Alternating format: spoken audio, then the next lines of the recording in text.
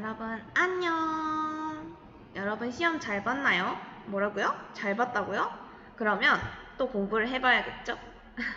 자, 이번은 5단원 동물과 에너지 단원인데요. 우리 동물이라고 하면 어떤 것들이 있죠?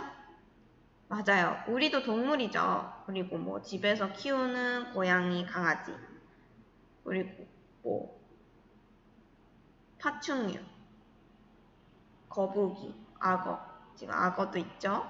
이런 것도 동물이고, 우리 주변에 날아다니는 곤충들, 새들, 이런 것도 동물입니다. 그러면 동물에 대해서 알아보기에 앞서서 우리 몸은 어떻게 구성되는지 알아보도록 할게요. 자, 첫 번째. 이거는 생물의 구성 단계인데요.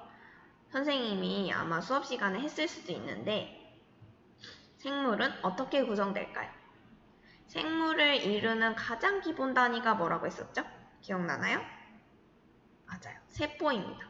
이 세포들이 모여서 뭐가 이루어진다고 했었죠? 맞아요. 조직이 이루고, 그리고 이 조직이 모여서 기관을 이루고, 기관들이 모여서 결국 개체, 우리 하나하나, 나, 너, 우리, 이런 하나하나, 생물체 하나하나를 개체라고 합니다. 지금은 이런 단어들이 생소할 수 있는데요. 우리 교과서에도 이렇게 나와 있죠. 이러한 용어들에 대해서 한번 배워보도록 할게요. 자, 우선은 생물의 구성 단계를 소개합니다. 라고 되어 있죠. 자, 여기 보면은 세포, 조직, 기관, 개체 각각의 정의가 나와 있는데요. 우선은 세포는 선생님이 말했듯이 생물의 몸을 구성하는 가장 기본 단위예요. 그래서 우리 세균이다 하는 것들 있죠. 그런 세균이다 하는 거는 이 세포 하나로 이루어진 생물이에요. 그래서 이 세포 하나만 있어도 생물을 이룰 수 있고 우리같이 여러 가지 세포로 이루어진 생물도 있죠. 그래서 어쨌든 이 세포는 생물이 이루는 가장 기본 단위이고 그리고 이런 세포들이 모여서 모양과 기능이 비슷한 이런 세포들이 모여서 만드는 게 조직입니다. 선생님이 그때 식물 했을 때 세포들이 모여서 엽육 조직 또는 해면 조직 이런 걸 이룬다고 했었죠. 그리고 결국 이런 조직들이 모여서 기관을 이루는데요.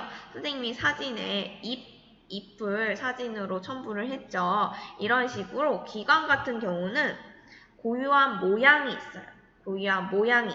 조직은 그냥 세포들의 모임이라고 생각하면 되는데 기관은 지금 우리가 형태를 알 수 있는 형태를 그릴 수 있는 그런 모양이 있고 특히나 기능이 있습니다.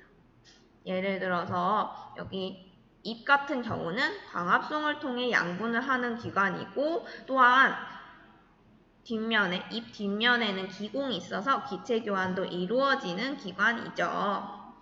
그래서 이런 기능이 있고 그리고 이런 기관들이 모여서 결국에는 개체를 이뤄요. 지금 개체 예시 그림으로 선생님이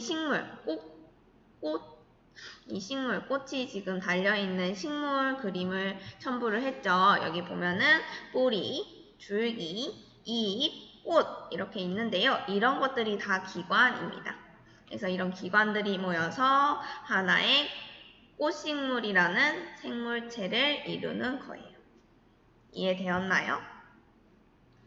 그러면 여기서 생물 전체적으로 생물이라고 하면 뭐 식물, 동물, 뭐 세균 이런 것들 다 포함하는 건데 그러면 우선은 우리가 저번 시간에 배웠던 식물의 구성 단계를 또 보도록 할게요. 자, 식물의 구성 단계를 보면 아까 생물의 구성 단계에서 하나가 더 추가가 돼요. 세포, 조직, 여기까지는 똑같죠? 여기서 조직계라는 게 나옵니다. 이거는 그냥 참고하세요.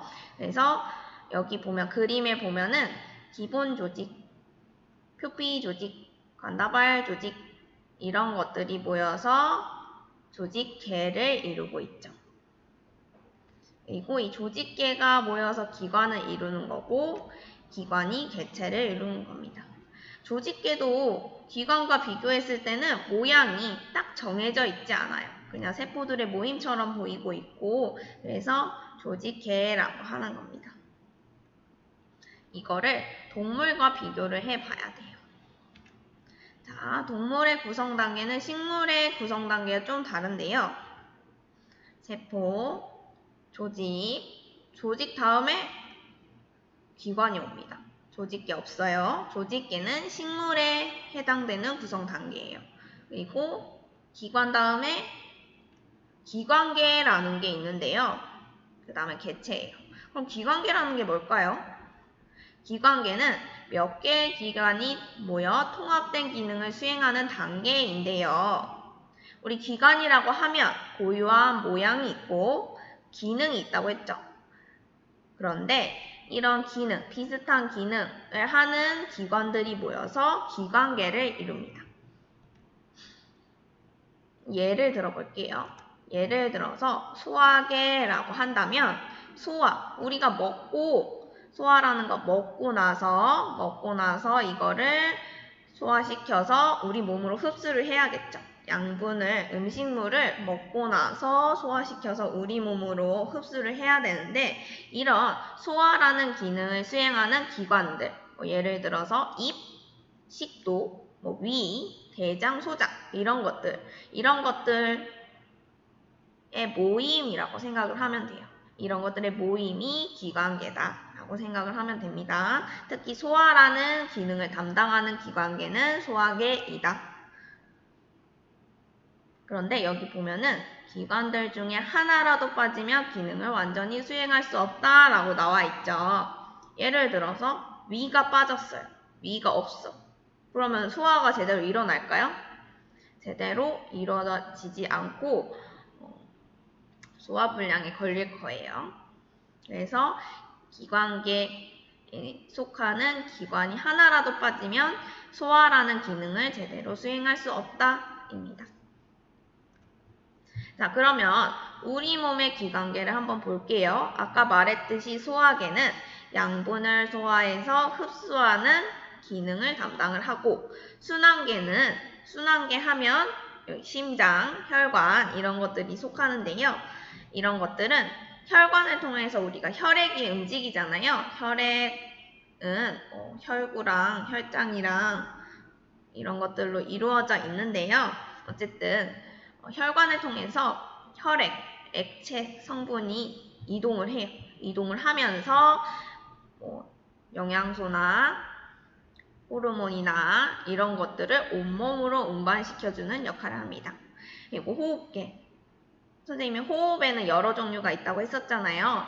여러분들이 대체로 알고 있는 건 우리가 숨을 쉬고 숨을 내뱉는 이거를 호흡이라고 하죠. 이것도 호흡이라고 하죠. 그래서 이런 기체 교환. 코로 숨을 들이마시고 내뱉고 그리고 이 기체가 결국에는 기관을 통해서 여기서 기관이라는 거는 공기가 드나드는 통로예요. 통해서 어쨌든 폐로 기체가 이동을 하겠죠. 이런 기체 교환이 호흡계이고 그리고 배설계 같은 경우는 콩팥 들어봤나요? 콩팥 신장 또는 콩팥 또는 신장이라고 하는데요. 강낭콩처럼 생긴 이 기관에 의해서 노폐물이 걸러지고 결국 방광을 통해서 오줌 형태로 우리 몸으로 빠져나가죠. 이런 거를 배설계라고 합니다. 나중에 배설계에 대해서 구체적으로 배우겠지만 대변 활동이랑 소변 활동은 차이가 있어요. 대변 활동은 소화계의 기능이고 배설계의 기능은 소변 형태로 노폐물이 빠져나가는 걸 배설계의 기능입니다. 나중에 구분을 해봅시다. 자, 그러면 해보기 한번 해볼게요. 이게 숙제니까 여러분 수업을 잘 들었다면 이 숙제를 잘 할 수 있어요. 여러분 학습지 2페이지입니다. 2페이지. 따라단. 자, 여기 여러 가지 기관들이 나와 있죠.